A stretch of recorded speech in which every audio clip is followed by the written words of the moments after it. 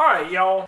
So today we are going to be making zucchini bread. For this, we have some zucchini, flour, sugar, eggs, vegetable oil, baking soda, vanilla, cinnamon, and salt. But before we get to baking, we are on the road to 1,000 subscribers. So if you want to learn a new recipe every week, go ahead, hit that subscribe button, and let's get to baking. So we have 3 eggs, 1 1/4 cup of vegetable oil, tablespoon of vanilla, 1 3/4 cup of sugar. We're going to get this well mixed up.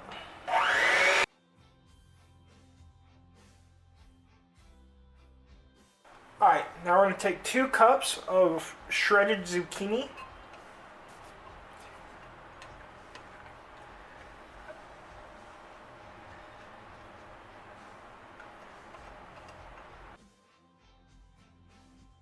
Now we need a teaspoon of baking soda, a teaspoon of salt, then 2 teaspoons of cinnamon.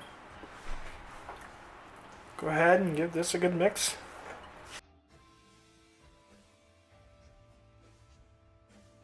Now we're going to do 2½ cups of flour. Again, go ahead and give this a really good mix.